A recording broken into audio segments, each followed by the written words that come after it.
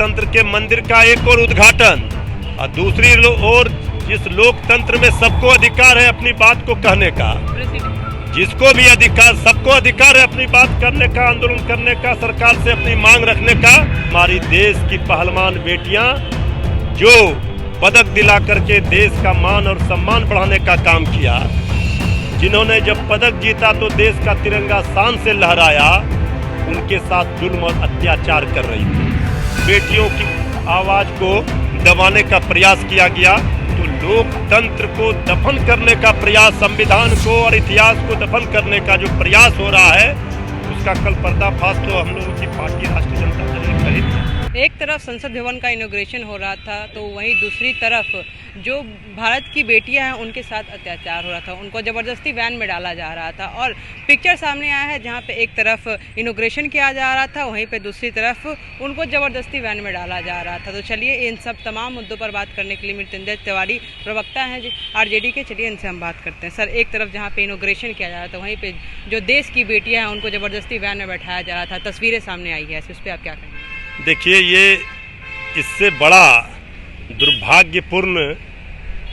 स्थिति कुछ नहीं हो सकती है और इससे बड़ा बेशर्मी की प्रकाष्ठा देखने के लिए नहीं मिल सकता है कि एक और जहां कल पूरी बीजेपी की सरकार उत्सव मना रही थी, लोकतंत्र के मंदिर के नए भवन का उद्घाटन को अपने भवन का उद्घाटन समारोह समझ रही थी, दूसरी ओर हमारी देश की पहलवान बेटियां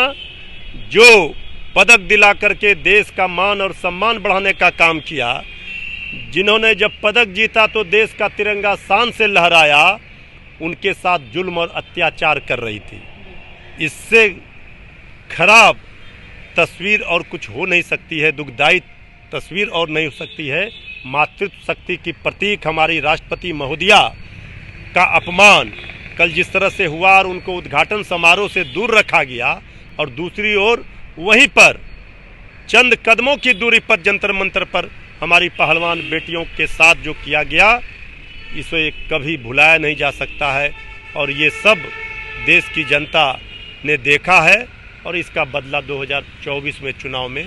लेगी। एक तरफ बेटियों को बोलते हैं बेटी बचाओ बेटी पढ़ाओ, वहीं पे दूसरी बेटी जहां पे ला रही है गोल्ड मेडल, उनके साथ एक तो हैरेसमेंट का केस चल रहा था कि हैरेसमेंट किया गया। दूसरी तरफ वो अपनी मांग को लेने के लिए गई, वो बोली कि हम शांतिपूर्वक मार्च करेंगे, वहां पे भी रोक दिया गया पुलिसकर्मियों के द्वारा। यही हमने कहा कि लोकतंत्र के मंदिर का एक और उद्घाटन और दूसरी ओर जिस लोकतंत्र में सबको अधिकार है अपनी बात को कहने का, जिसको भी अधिकार, सबको अधिकार है अपनी बात करने का, आंदोलन करने का, सरकार से अपनी मांग रखने का, लेकिन उनकी आवाज को, बेटियों की आवाज को दबाने का प्रयास किया गया तो लोकतंत्र को दफन करने का प्रयास, संविधान को और इतिहास को दफन करने का जो प्रयास हो रहा है,